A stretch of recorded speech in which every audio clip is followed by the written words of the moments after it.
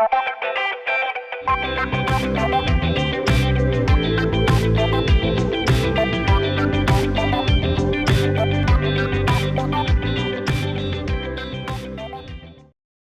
à cette conférence de la section ICM Amos. Je me présente, Robert Cloutier, je suis le président de la section. Avant d'aller plus loin dans la présentation, je tiens vraiment à remercier nos commanditaires. Sans commanditaires, on ne réussirait pas à faire les activités qu'on fait. Vous avez vu les commanditaires affichés dans un PowerPoint avant le début. Sur Facebook, vous allez... la conférence est enregistrée, puis ils vont être affichés aussi sur Facebook. Je vous invite vraiment à les regarder, ça vaut la peine. C'est des commanditaires qui font une différence. Quand on est en présentiel et quand on le recevra, le mois prochain, probablement, très certainement, on offre un cocktail à l'entrée. En attendant, étant donné qu'on ne peut pas avoir le cocktail, on va faire tirer un prix de présence. Le prix de présence, ça va être un 250 $ au Refuge Pajot. Puis les commanditaires qui vous offrent ça, c'est ILEC Industrie, Forage Nordique, Sayona et Le Citoyen. Je vous invite donc, évidemment, en passant à aller visiter notre page Facebook ICM Amos et la page Médiaté. Sur la page de Facebook ICM Amos et Médiaté, la conférence est enregistrée puis elle reste là. Elle va être accessible aussi longtemps que Facebook va être là. Vous pouvez la revoir la conférence à votre convenance.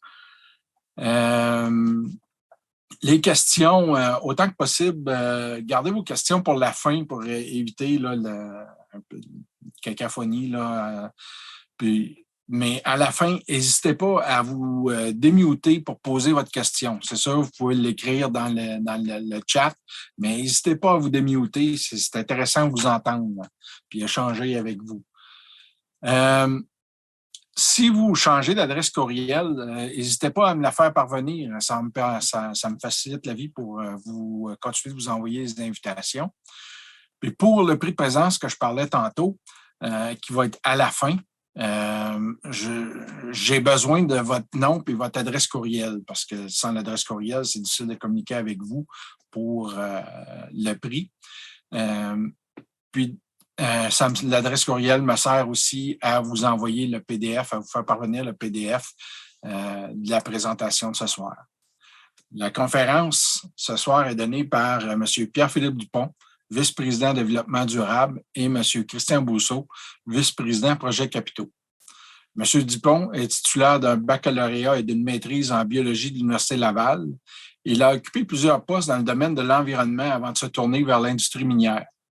Chez Royal Nickel, où il a passé près de 10 ans, il occupait le poste de directeur du développement durable. Il avait la charge des aspects environnementaux, des communications, des relations avec le milieu et des relations gouvernementales. Il a d'ailleurs été responsable de mener à terme avec succès le processus d'autorisation environnementale du projet du Mont.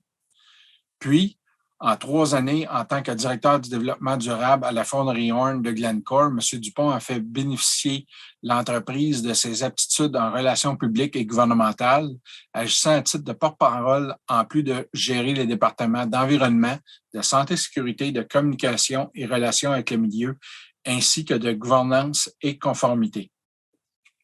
Maintenant, chez Canada Nickel, depuis plus d'1 an, il occupe le poste de vice-président du développement durable où il s'affaire à l'obtention des permis requis pour la mise en œuvre du projet Crawford, tout en développant des processus innovateurs de participation des communautés et des Premières Nations au projet. Il dirige aussi la recherche visant à rendre les projets carboneutres tout en coordonnant la mise en place des pratiques de gouvernance et d'avant-garde. M. Bousseau est vice-président projet capitaux chez Canada Nickel. Il s'est joint à la compagnie en 2020 en tant que directeur de projet pour diriger l'évaluation économique préliminaire du projet Crawford qui s'est achevé en juillet 2021. Il possède plus de 30 années d'expérience en ingénierie, conception et construction dans l'industrie minière canadienne, dont plus de 6 ans en tant que directeur de projet pour le projet du Mont et 3 ans en tant que directeur de l'ingénierie de la construction pour Detour Gold. Avant Detour, Il a occupé divers postes de direction de la construction au projet Malartic d'Ossico, maintenant détenu par Agnico Eagle et Yamana, et au projet Léonard de Goldcorp. M. Brousseau a également passé 8 ans chez Falconbridge à superviser et à gérer divers projets d'immobilisation à Sudbury, Raglan, Kidd Creek et la fonderie Horn.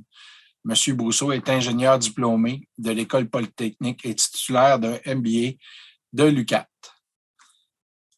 Je te laisse la parole, Pierre-Philippe. Vas-y. Parfait. Merci, Robert. Merci, Ghislain. Bonsoir tout le monde. En fait, c'est ça, avant la conférence, on parlait à Robert, puis je me disais, bon, écoute, je suis désolé, il y a certaines de nos slides qui n'ont pas été traduites. Évidemment, on est basé en Ontario, la plupart de notre matériel est en anglais. On a traduit ça, évidemment, pour le bénéfice de tous là, ce soir. Aussi, mentionner que je vais faire une partie de la présentation. Christian va faire la partie la plus compliquée, évidemment. Je lui ai laissé la partie compliquée. Alors, je vais démarrer maintenant. Alors, le titre de la présentation, c'est, évidemment, je vais vous présenter, l'objectif de la présentation aujourd'hui, c'est de vous présenter la compagnie. On est une nouvelle compagnie, ça fait quelques années qu'on opère, mais aussi, le titre, c'est vers la prochaine génération de nickel. On va terminer sur quelques slides où on va vous expliquer de quelle façon on compte mettre en valeur des gisements de nickel à basse teneur. Donc, c'est cette prochaine génération de projets de nickel qu'on voit poindre, disons, sur le marché en ce moment. Donc, je ne partage pas, là, hein? OK, là, je partage. Tu me dis si c'est bien? Parfait. Donc, disclaimer. En bref, bon, évidemment, je vous le disais tout à l'heure, on est une compagnie qui est très récente, là, environ 2 ans.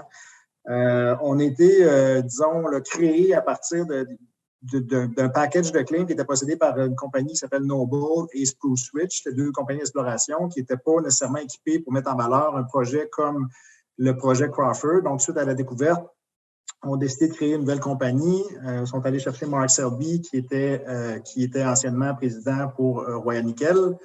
Et Mark a créé une équipe avec une assez vaste expérience dans le domaine du nickel, la construction de projets majeurs. Donc, vous allez voir sur la prochaine diapo, plusieurs anciens membres de Royal Nickel qui se sont greffés à Mark pour pousser de l'avant le projet Crawford.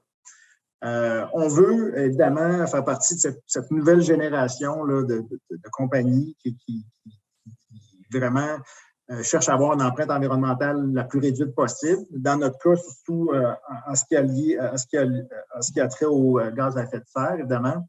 On a une conscience sociale qui est évidemment très aiguisée.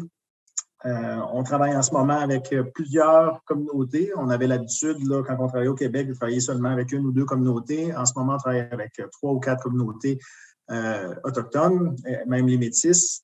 Et puis, on a l'intention, évidemment, d'avoir un apport économique structurant. Là. Donc, l'arrivée de Canada Nickel dans la région de Timmins peut changer un petit peu la donne.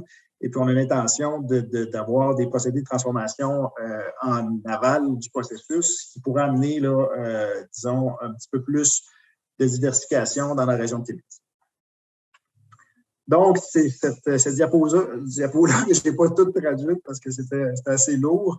Mais ce que je voulais mettre en lumière ici, c'est au niveau du conseil d'administration, on a un conseil qui est assez particulier dans le sens où on a la moitié des gens qui sont vraiment des gens de l'industrie minière, de grassroots, là, David Smith qui est actuellement CFO chez Agnico Eagle. On a Russell Starr qui est plus dans les compagnies juniors. Mike Cox qui est un ancien d'Inco Valley.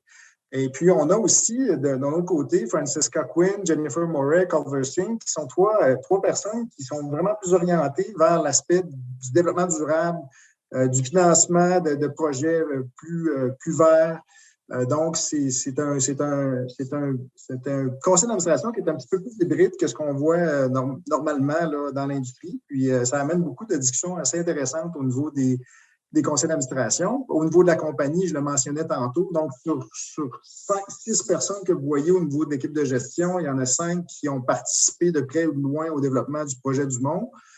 Christian, moi, John Ledy, qui était Senior Advisor à l'époque, Steve Balch, qui a fait la géophysique pour le projet Dumont, Mark, évidemment, qui était un peu le cœur de tout ça là, pendant plusieurs années, et Wendy, qui s'est greffée à nous, qui a travaillé pour Inmet et qui a complété le financement pour la mine de Cobre Panama, donc mine de cuivre au Panama.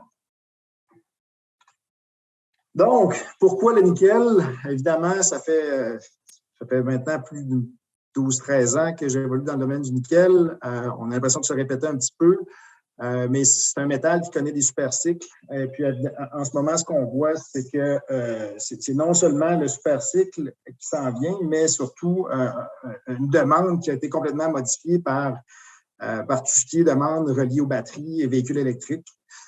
Donc, nous, ce qu'on pense avec l'analyse qu'on fait actuellement, puis en fait, des diapos comme ça, on pourrait vous en montrer plusieurs qui viennent de diverses sources, certaines plus optimistes que d'autres.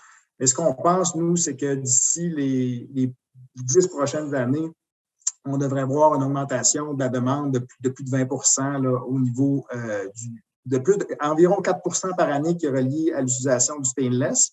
Donc, cette demande-là se fait constamment depuis maintenant plusieurs décennies. Et de ça, on va rajouter, à cette demande-là, on va rajouter la demande qui s'en vient au niveau des batteries. Évidemment, le nickel, c'est une des composantes principales dans les batteries.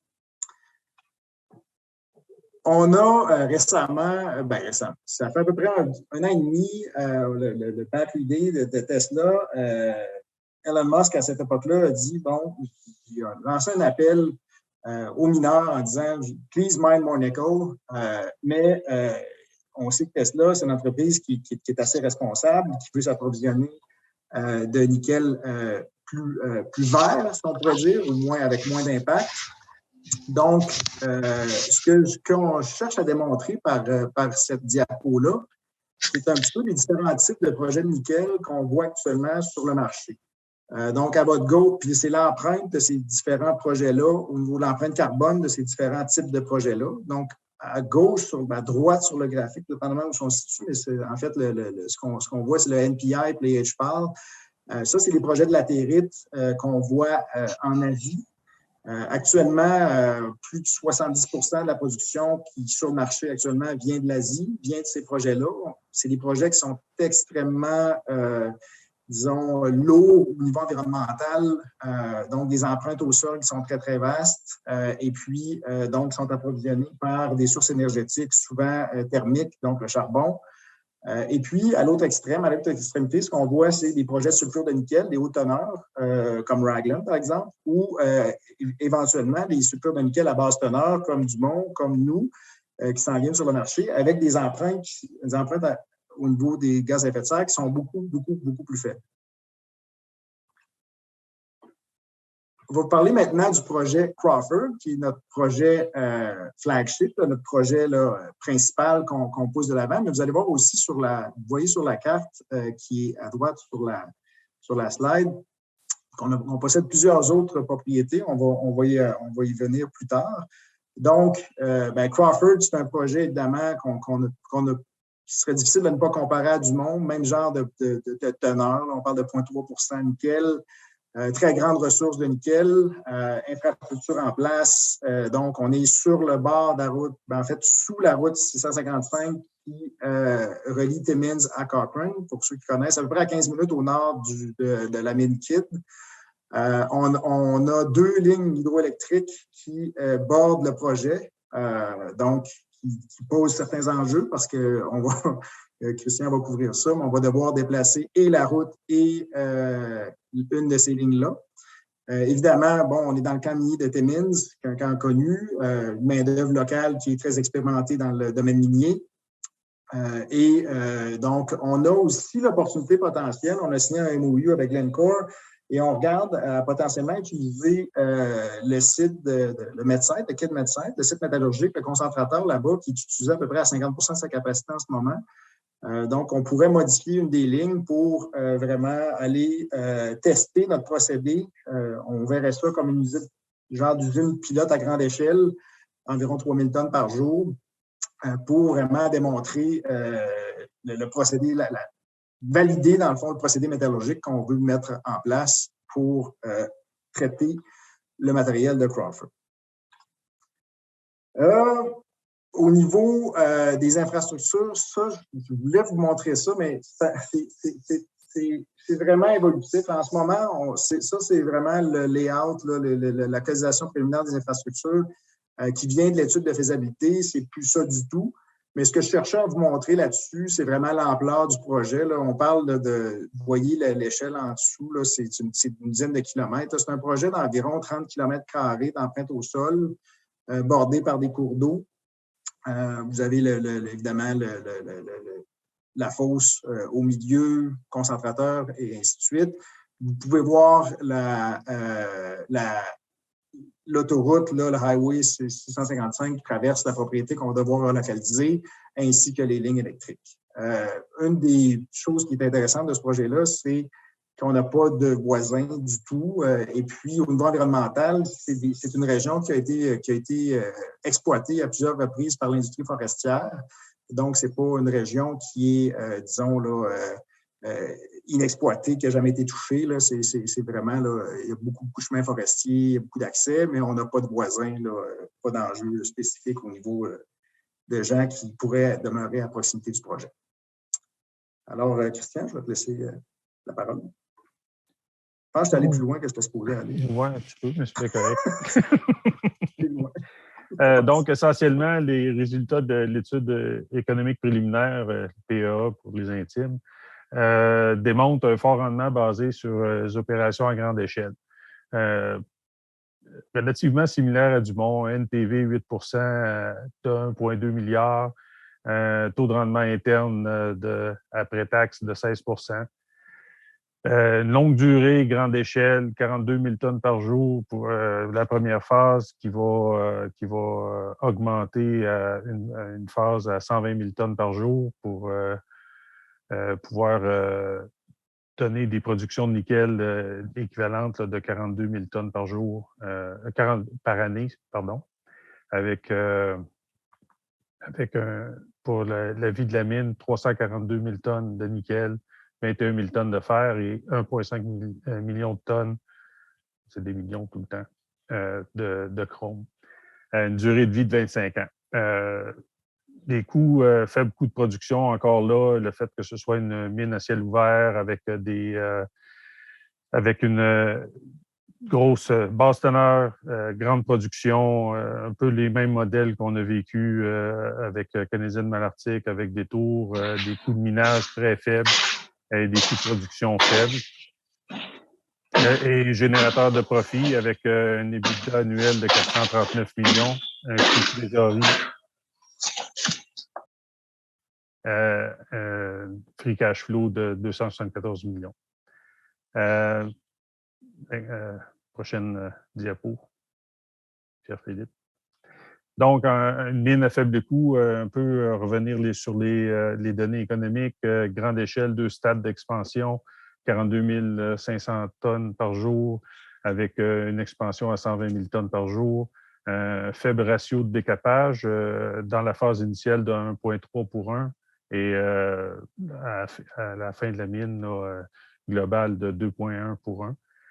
L'utilisation du trolley, un peu comme la nouvelle version de Dumont qui va permettre d'utiliser l'électricité pour les gros camions dans les rampes pour économiser du diesel à la hauteur de 40 un procédé conventionnel, SAG mill, ball mill, flotation, séparation magnétique, avec comme différence principale, on a 3 produits finaux. Un concentré à très haute teneur, à 35 de nickel, possiblement le plus haut au monde.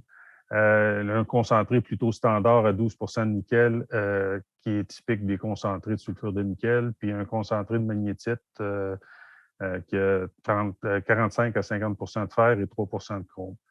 La roche stérile présente un avantage, comme Dumont, un résidu non générateur d'acide, puis favorisant la séquestration de CO2 par la carbonatation.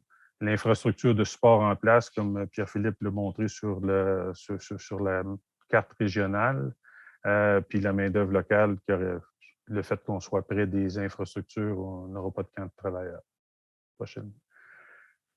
Depuis l'étude préliminaire économique, on est entré en phase d'étude de faisabilité qu'on veut produire pour la fin de l'année. On a continué certains tests métallurgiques qui ont eu des effets très positifs sur la récupération. On a obtenu des résultats en circuit fermé de 62 de récupération. C'est une augmentation de 10 points par rapport à l'étude préliminaire économique. Puis une amélioration aussi des récupérations de cobalt et de fer. Les avantages, c'est quand on regardait la sensibilité du projet par rapport à la récupération. Chaque % d'augmentation de récupération se traduit à 92 millions US de NPV supplémentaires selon les paramètres d'études préliminaires. Donc, en circuit ouvert, là, on voit sur le graphique à droite, là, tout ce qui est en vert foncé, c'est l'augmentation de récupération entre les parties qui sont haute teneur, qui sont en vert foncé, puis basse teneur, qui est en vert pâle. Donc, dépendant de la composition, et ça, là, je laisserai plutôt des géologues parler des noms d'Awaruite et de pétlandite et tous ces beaux mots, et azalwoodite. Donc, essentiellement, l'impact sur le modèle économique entre ce qui avait été modélisé, la récupération de nickel passé de 52 à 62 %, le cobalt de 40 à 70 %, le fer de 43 à 45 puis les teneurs aussi ont été affectés, donc en prenant un produit plus raffiné. Prochaine diapo. Donc, 2 concentrés de nickel puis un concentré de fer. Donc, le concentré de haute teneur à 35 serait le plus haut concentré au monde, donc un peu plus haut que le concentré de Dumont.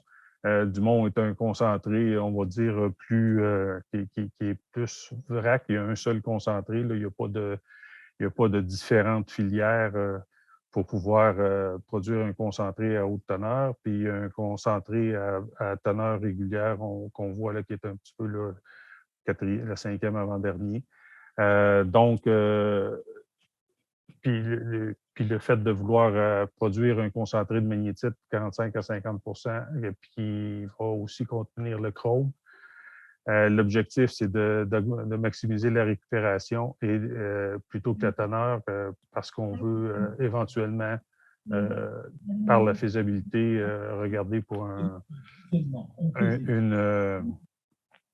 un débouché local, un traitement local. Donc, c'est pour ça qu'on favoriserait principalement la récupération plutôt que la teneur.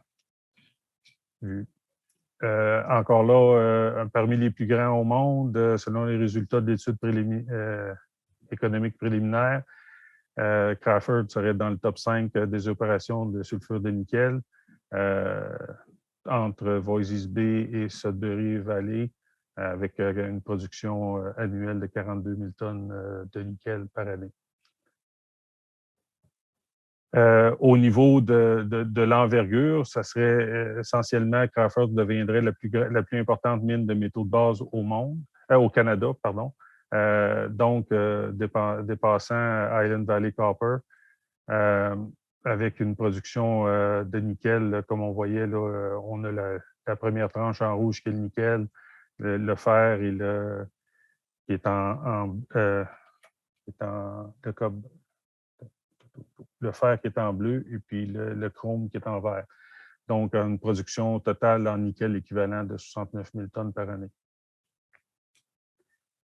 Au niveau des coûts, le coût comptant, le cash cost C1 de Crawford serait dans le quartile inférieur de toutes les productions de nickel. Donc, essentiellement, on parle d'un coût, le cash, on n'a pas marqué le coût, mais qui est aux alentours de 2 $. Je pense que c'est 1,9 pour la première phase, puis c'est à 1,79 pour la totalité là, du projet. Mais on l'a plus de bonheur là, dans la présentation. Pour revenir à ça. C'est ça. Donc, on est bon. Au pire, on peut toujours lire l'étude préliminaire économique ou attendre l'étude de faisabilité qui va sortir dans quelques mois. Voilà. Voulais-tu dire quelque chose d'autre? Pas du tout. Pas du tout? Tu me laisses aller? Parfait. Donc, je reprends la parole au niveau traiter des aspects environnementaux très rapidement. Évidemment, tout ce qui est gaz à effet de serre de nos jours, c'est rendu central au niveau du développement de tout type de projet de développement économique là, dans le monde, et particulièrement au Canada.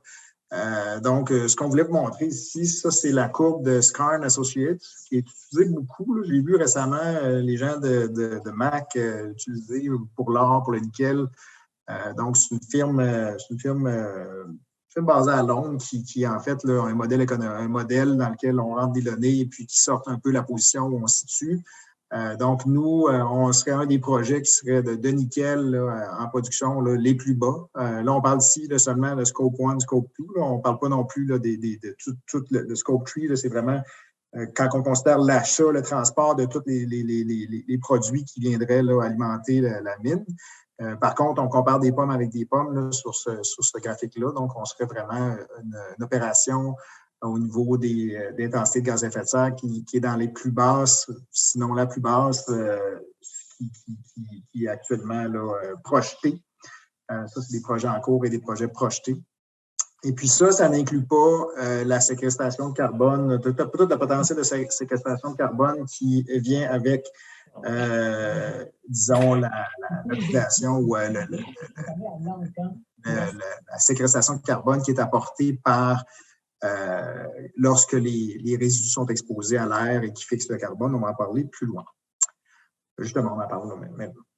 Donc, si on fait beaucoup de travaux actuellement au niveau de Crawford là, pour diminuer notre empreinte de gaz à effet de serre. Donc, on sait qu'on a un matériel, on mine un matériel, la serpentine qu'on mine, une partie qui contient de la brucite, qui est un matériel qui est hautement réactif lorsqu'exposé à l'air et qui va créer des carbonates, donc va fixer du carbone. Donc, ce qu'on peut voir ici, c'est qu'on a commencé les essais en colonne. On travaille avec Queen's, l'Université Queen's et KPM, qui est Kingston Processing and Metallurgy, pour vraiment faire les essais au niveau du résidu de Crawford. Et dans les essais, ce qu'on a vu, c'est dans la couche supérieure, évidemment, là, tout est relié à la capacité de pénétration de l'air dans le matériel. Et la couche supérieure fixerait jusqu'à 17,5 kg de CO2 par tonne de matériel produit. Au niveau de la colonne, au total, on serait à 4,2. Et pour atteindre la carboneutralité, on aurait besoin de 4,6 kg de CO2 par tonne de résidus produits. Actuellement, on fait des essais à plus large, disons, dimension de l'échelle de la tonne. On est en processus actuellement avec NRCan, Ressources naturelles Canada. On a soumis un projet pour être financé à 50 % par NRCan. On a été sélectionné. Il y a une centaine de projets. Parmi une centaine de projets, il y en a le quart qui ont été sélectionnés pour passer à la phase suivante. On est là-dedans actuellement, dans ce quart-là, pour aller faire des essais à plus grande échelle, là, au niveau d'environ 25 tonnes, pour vraiment faire des essais. Tester différentes approches pour maximiser finalement cette séquestration-là, là, par le brassage matériel, par l'injection de CO2 en amont dans le processus. Donc, il y a plusieurs essais qu'on essaie de mettre en œuvre pour voir comment on pourrait maximiser ce potentiel-là de séquestration. Au niveau des communautés locales, évidemment, on est très actifs. L'approche en Ontario est passablement différente de ce qu'on fait au Québec. Au Québec, au niveau du Mont, par contre, on avait un gros comité. Les gens étaient très intéressés à suivre le projet, beaucoup d'intérêt. Au niveau de l'Ontario, ils sont moins habitués d'être consultés, donc c'est un petit peu plus difficile. Actuellement, on travaille avec Timmins, Cochrane et Rock of Falls. On a discuté, et surtout avec la pandémie, là, on travaille beaucoup en Zoom, en Teams. Donc, on a parlé d'une trentaine de groupes. On a mis en place 3 comités, un comité de contribution communautaire et d'achat local, un comité, évidemment, qui va traiter des aspects environnementaux et un comité qui va traiter de formation et d'emploi. On a d'ailleurs eu notre première rencontre du comité de contribution communautaire et achat local il y a 2 semaines maintenant. Donc, on a déployé évidemment plusieurs outils pour rejoindre la population et actuellement, on rentre dans la phase de pré-consultation sur la description de projet initial, qui est l'élément qui va déclencher le processus d'évaluation environnementale canadien, donc de l'Agence canadienne d'évaluation environnementale. Donc, on devrait déposer, on va consulter les populations sur cet avis-là et on devrait déposer ça vers fin février, entre fin février et la mi-mars. Au niveau des communautés autochtones, je vous le disais tout à l'heure, on travaille avec 3 communautés plus précisément en ce moment, en plus des Métis de la nation Métis de l'Ontario. Donc, on travaille avec TTN, Metachewan et Matagami. On a, en fait, pour ce qui est de Metachewan et Matagami, qui font partie du conseil tribal Wabun, eux ont une approche vraiment de IBA traditionnelle, une entente de bénéfices et d'impact de type traditionnel. Donc, c'est ce qu'on est en train de négocier, cette entente-là, avec ces 2 communautés-là. Pour ce qui est de TTN, donc Técoatagamu, on a 2 MOU signés avec eux en ce moment. Un pour, en fait, on travaille avec eux pour qu'eux, dans le fond, construisent la ligne qui va alimenter. On va avoir besoin de construire une ligne de 230 kV qui va relier Timmins au projet pour la phase 2 du projet. Donc, ça serait eux qui construiraient l'entièreté de la ligne et posséderaient la ligne et nous vendraient le matériel, l'électricité, l'énergie. Donc, c'est une première entente qu'on a avec eux. Et la deuxième entente, c'est sont intéressés à financer, à utiliser les leviers financiers qu'ils ont, dont les Premières Nations ont accès, pour financer la flotte d'équipements lourds. Donc, pour un projet comme le nôtre, on parle de environ 450 millions, qui est significatif. Donc, ils sont intéressés à financer une partie de cette flotte-là. En échange, ils s'occuperaient de la maintenance, auraient les emplois qui seraient reliés à ces flottes d'équipements lourds. Aussi, je suis en train de travailler avec les communautés pour établir un nouveau cadre d'entente pour réaliser les études d'impact environnemental. Donc, plutôt que de voir les communautés être consultées, on parle maintenant de participation complète. Donc, Canada Nickel financerait les communautés pour qu'ils engagent des gens, donc des experts en environnement, dans leur communauté, et qui réalisent eux-mêmes les études qui vont alimenter l'étude d'impact de Crawford, soit les études de savoir traditionnel et d'utilisation du territoire, ainsi que les études socio-économiques. Donc, au niveau du projet, les principaux jalons du projet, bon, évidemment, on est un petit peu optimiste dans cette ligne du temps-là. On a découvert du projet Crawford en 2019, l'étude d'économie préliminaire qui a été publiée l'année dernière. On est en train de travailler sur l'étude de faisabilité qui devrait être publiée en octobre cette année. En parallèle de ça, on travaille sur les autorisations environnementales. On parle d'environ 3 ans, construction 2 ans, peut-être entrer en production en 2027 si tout va bien. Et on focus actuellement sur l'obtention des autorisations environnementales et ainsi que l'étude de faisabilité. Je vous parlais tantôt d'un nouveau camp, nickelifère dans le coin de Timmins. Donc, ce qui vient un petit peu, disons, alimenter notre intérêt pour la région de Timmins, c'est que on a Crawford, qui est notre projet phare, évidemment, mais on vient de faire, par le biais de 18 transactions, on a consolidé 13 nouvelles sites de nickel supplémentaires. Certains ont des forages historiques qui ont toutes la même roche haute que Crawford et qui ont tous le même potentiel, qui ont tout un potentiel qui est similaire à celui de Crawford. Donc, évidemment, on a espoir de trouver à travers ces 13 autres propriétés-là, donc vous voyez sur la carte, au moins 1 ou 2 autres projets similaires à celui de Crawford. Ça suscite quand même beaucoup d'intérêt lorsqu'on parle aux gens de ce projet-là, les gens qui pourraient être intéressés à s'impliquer plus activement dans notre entreprise. Donc, c'est quelque chose de très, très positif. Je vous parlais tantôt de la 3e génération de nickel, donc la prochaine génération de nickel. On sait maintenant que dans le monde, au niveau du nickel, c'est vraiment concentré dans 6 régions bien spécifiques. Évidemment, l'Indonésie, Sudbury au Canada, en Russie, l'Australie, l'Afrique du Sud, les Philippines et la Chine.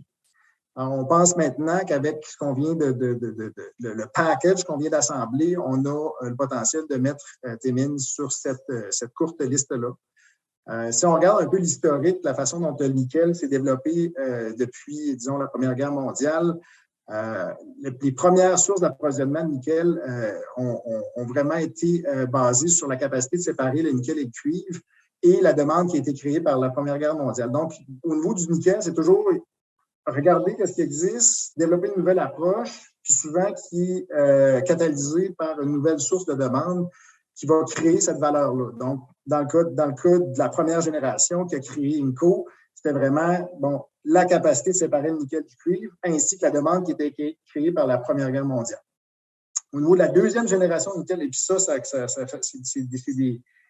c'est des générations de nickel qui ont généré beaucoup d'enjeux environnementaux, particulièrement au niveau des émissions atmosphériques.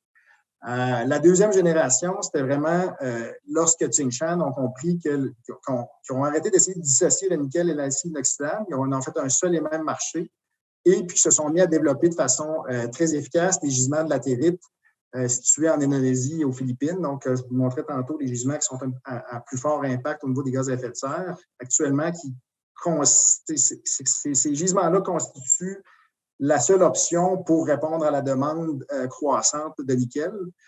Donc, c'est cette 2e génération de nickel qui est arrivée sur le marché. Nous, on pense qu'avec l'expertise qu'on a développée avec Dumont et qu'on est en train maintenant de peaufiner sur Crawford, qu'on a l'expertise pour aller, disons, chercher la valeur dans les dépôts de basse teneur et donc cette nouvelle approche-là, et puis qui serait catalysée par, évidemment, la demande pour les batteries, donc les véhicules électriques, en plus du fait qu'on a l'avantage, même le potentiel de développer des projets à très faible émission de carbone et potentiellement des projets carboneux.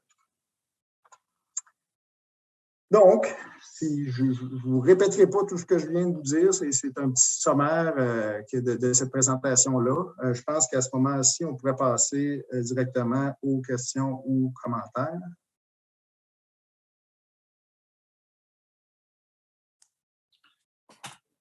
Oui, pour les questions, encore une fois, je vous invite là, à cliquer sur le micro là, pour vous, en bon français, vous démuter, poser votre question. Ceux qui sont sur le web, je veux dire sur Facebook, vous pouvez poser votre question dans les commentaires aussi de Facebook. On va prendre le temps là, de les lire. Robert, c'est Joanne. J'ai une question pour messieurs Christian et Pierre-Philippe. Vas-y. Bonjour, messieurs. Très belle présentation. Très intéressant de voir les balbutiements d'un nouveau projet. Si on compare avec le Québec, où on met beaucoup d'emphase sur les minéraux critiques, je veux juste voir c'est quoi en Ontario? Est-ce qu'ils sont une grande ouverture? Est-ce qu'on entend eux autres aussi ont une stratégie? Qu'est-ce qu'il y en est, vu que le nickel fait partie de ces minéraux? C'est une question. Je vais me permettre de répondre parce que je suis au Québec, je ne suis pas en Ontario. L'Ontario traîne un peu de la patte au niveau de sa stratégie, là, au niveau des minéraux critiques. L'Ontario, c'est une province, en fait, qui attire par elle-même le développement industriel, qui n'a pas eu, puis on en parle beaucoup avec mes collègues, là, qui n'a pas eu beaucoup de besoin par le passé d'attirer, de développer des processus. C'est comme un aimant à business, l'Ontario, jusqu'à un certain point, particulièrement la région de Toronto, le sud, et ainsi de suite. Et là, je pense qu'ils ont été un petit peu piqués par le fait que le Québec a été très, très dynamique pour créer cette chaîne de valeur-là avec sa stratégie pour les minéraux critiques, tout ce qu'on voit au niveau des minéraux, battery metals, des minéraux à batterie, pour les batteries. Et cette stratégie-là est en train d'être développée. On a participé à cette consultation-là, disons, dans la fin de l'année dernière. pour éventuellement arriver à cette nouvelle stratégie-là ontarienne. Donc, la réponse courte à votre question, c'est que l'Ontario tire un petit peu de la patte par rapport au Québec, mais je pense que le Québec, en fait, moi, ce que je vois d'être maintenant en Ontario, je pense que le Québec est très, très, très dynamique dans cette filière-là. Je ne sais pas si ça répond bien à ta question. Ou... Oui, oui, très bien, très bien. Merci. Bonjour Robert, j'ai une question. Est-ce que vous entendez? Oui. OK. Merci Pierre-Philippe et Christian pour cette belle présentation. Donc moi, comme vous l'avez déjà dit, là, le nickel, c'est vraiment son rôle principal pour les années à venir, c'est dans la transition énergique. Et comme vous le savez, le nickel, il existe dans les batteries sous forme des sulfates, donc des sels. Est-ce que vous n'envisagez pas de faire vraiment une transformation chimique qui va ajouter beaucoup de la valeur ajoutée à votre produit par rapport de faire seulement un concentré? Peut-être qu'on va l'envoyer en Chine pour la transformation chimique. Merci. Christian, veux-tu y aller pour celle-là ou tu veux que je fasse un petit peu? Ben, essentiellement, toutes les étapes, parmi les options qu'on regarde, on a parlé aussi là, un petit peu dans ma présentation, au niveau, le fait qu'on a 3 différents types de concentrés. Concentré à haute teneur qui va être propice, en fait, pour à peu près n'importe quoi, mais très propice pour les métaux de batterie. Le concentré, on va dire, normal, qui potentiellement pour aller à une fonderie ou être un traitement un peu plus conventionnel. Puis le concentré de magnétique du chrome, en fait, les 2 derniers concentrés ont un très fort potentiel pour pouvoir créer une usine carrément de production d'acier inoxydable 304, qui est un procédé qui est probablement le matériel qui a une valeur économique la plus élevée, là, si on parle, quand on parle j'essaie de trouver le terme, là, mais de added value, là, c'est un pourcentage, en prenant que le nickel pur serait à 1, bien là, il y a probablement une valeur ajoutée de 30 40 et plus. C'est celui qui donne la valeur ajoutée la plus significative comme débouché. Présentement, ce qu'on regarde, les sulfates de nickel n'ont pas encore atteint cette valeur-là de plus-value qui, même si les usines de traitement sont relativement peu dispendieuses, mais la valeur ajoutée d'installer une usine vient vraiment viendrait de d'autres fonds, pas nécessairement pour nous autres, mais pour une chaîne de valeur au niveau de l'industrie de la batterie. Mais présentement, l'étude économique ou l'étude de faisabilité va être basée là, sur différents débouchés. Oui, on étudie présentement on les regarde toutes, là, tout ce qui est downstream processing, là, pour faire un franglisme. On étudie ça là, très avidement. Là. En fait, pour faire un peu un retour sur ce que Christian vient de dire, actuellement, malgré le fait qu'on parle du nickel comme un métal d'avenir au niveau de l'électrification des transports, la plus grande valeur actuelle du nickel sur le marché réside encore dans l'acier inoxydable.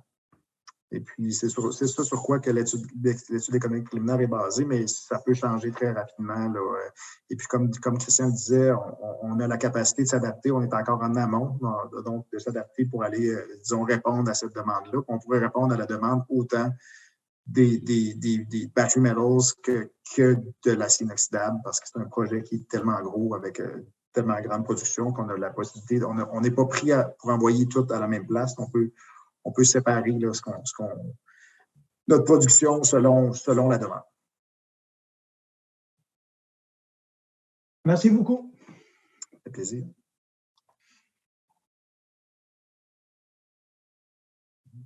Ghislain, as-tu vu des questions sur Facebook? De mon côté, Robert, je n'ai rien vu présentement. Je vais regarder à nouveau, là, mais j'en vois pas. OK. D'autres questions parmi les gens qui sont avec nous sur Zoom?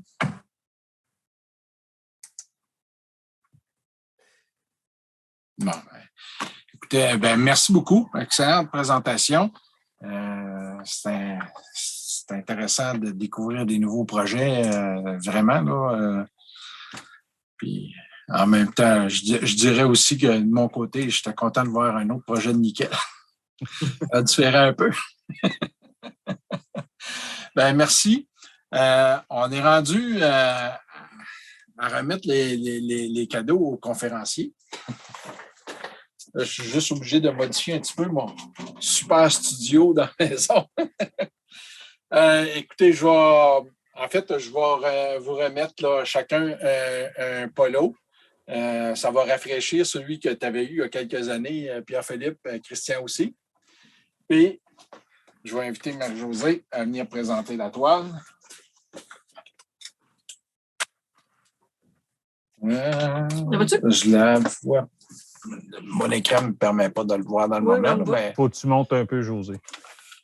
Et voilà. OK. Bon. Vous allez devoir l'avoir en garde partagée.